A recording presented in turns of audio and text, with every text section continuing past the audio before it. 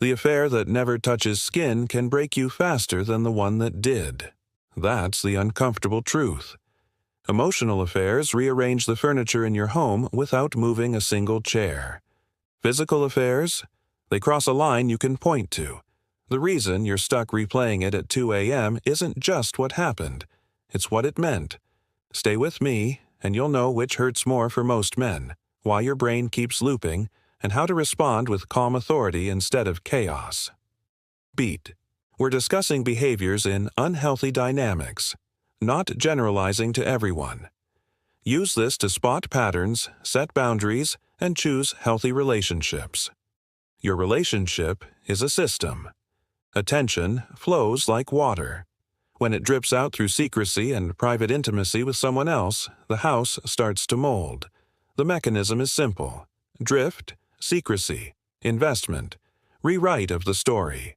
Once the story's rewritten, he understands me. We're just colleagues who vibe. The original bond thins. Picture this. She laughs at her phone the way she used to laugh with you.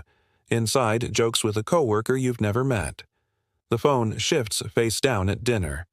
It's nothing. He's going through a tough time. Meanwhile, she's less interested in your day, less interested in your touch, but somehow energized after texting. No kiss happened, yet your bond just lost oxygen. Now, a different scene. A sudden gym routine that never existed.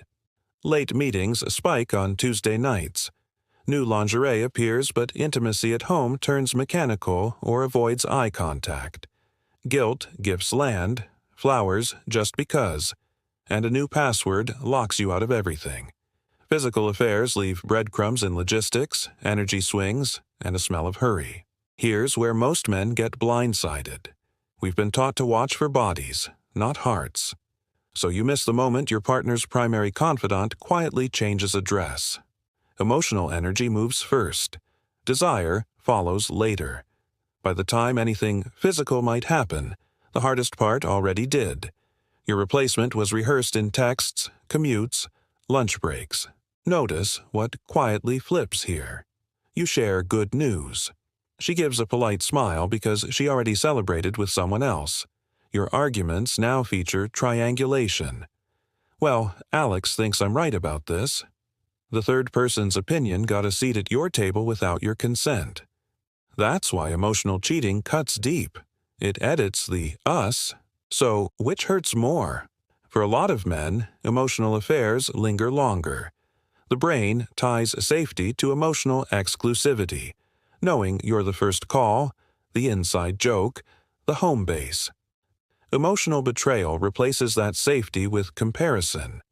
Research and clinical observation point to novelty, dopamine, secrecy, and intermittent reinforcement turning just chats into a bond that feels electric. The highs feel meaningful, even heroic. We're helping each other. That story glues people together. But don't minimize physical betrayal. It hits primal systems. Risk, health, and, for men who want kids, fears about paternity. It can punch the nervous system so hard you drop the whole frame. The upside, when it's a one-off, is containment. If the meaning was reckless and stupid, not I prefer someone else, some couples isolate it, get tested, cut contact, and rebuild with transparency. What actually predicts your long-term pain is meaning. If the message you received was, "Your second choice for my heart," that pain spreads into every memory. If the message was, "I made a boundary-breaking mistake and I'm fully accountable," the pain is sharp, but often more repairable. Emotional affairs rewrite identity. Physical affairs break rules. Both are wounds. The deeper scar usually comes from the story that changed who you are to your partner. Translation time, because confusion loves vague phrases. They say, "He's just a friend," "You're overthinking," could mean, "I'm outsourcing emotional needs and don't want limits." Verify by, ask how often they share personal things and whether messages are hidden or timed for when you're apart. Respond with, "I respect friendships, and I need our intimate emotional energy to live here, not in secrecy with someone else." Men, here's the part nobody tells you. Distance looks polite at first. I don't want to burden you with my stress. Nice words. But if someone else gets the raw, unfiltered version and you get the summary, your connection starves. Emotional affairs thrive on specialness. Specialness multiplies in private. Another translation you may hear, they say, "You're insecure. It's controlling to ask this." Could mean, "I don't want accountability for boundary crossings." Verify by. Look for openness to problem solve versus flipping it back on you.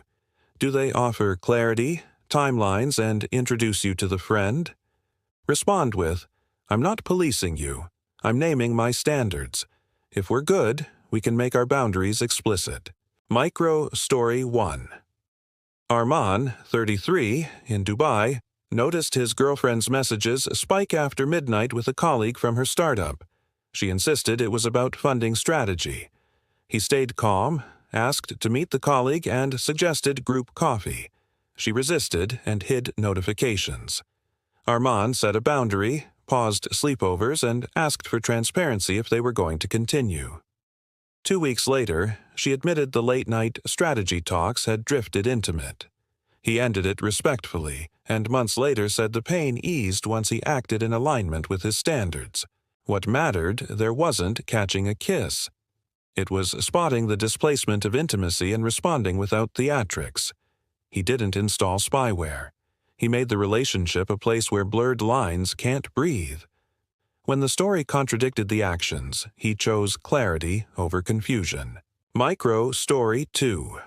Luis, 29, in Austin, learned his partner hooked up at a festival. She told him the next day, crying and shaking.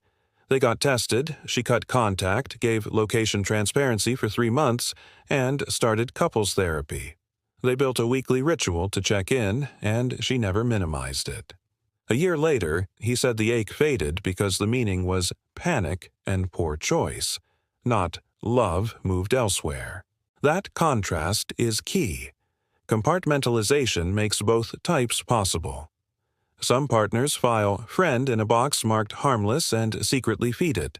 Others file a hookup as a blackout they don't speak about. Intermittent reinforcement, the thrill of a surprising notification, burns deeper grooves than steady love. Projection shows up when someone accuses you of paranoia, while hiding a situation they know would bother them if the roles were reversed. And triangulation happens when your private disagreements now involve a third party's voice, which intensifies the outsider bond. One more translation block to keep handy. They say, "I need space to think." Could mean, "I want time without accountability." Verify by, do they propose a plan for clarity, no contact with the person, therapy, transparency, or do they want a blackout where you wait? Respond with, "Take the space you need. Partner privileges pause until we're honest and aligned again. Let's make this practical. You don't need to explode. You need a calm system that brings truth to the surface. Ask direct questions once. Document what's offered. Then move your feet based on clarity, not hope. Here's a tight checklist to run. Verify facts kindly. Walk me through the timeline. Watch consistency, not perfection. Define boundaries, emotional exclusivity, transparency with opposite-sex friends, no secret channels. Request repair steps if needed. Cut contact, introduce you to key friends, counseling, shared calendars for a limited period. Protect yourself. Pause intimacy until health checks and honesty are solid. Lean on your routine, sleep, and support. Set a review date. We'll reassess in 30 days. If we're aligned, we continue. If not, we part with respect. Use scripts that make your standards plain and your behavior predictable. I don't chase or police. I ask direct questions once, then align my actions with the clarity I get. If the story keeps changing, I'll pause intimacy and logistics until we're honest again. I prefer clarity over confusion. 2 more you can copy. My partner is free to have friends. My standard is transparency and proactive boundaries. No secrecy, no triangles.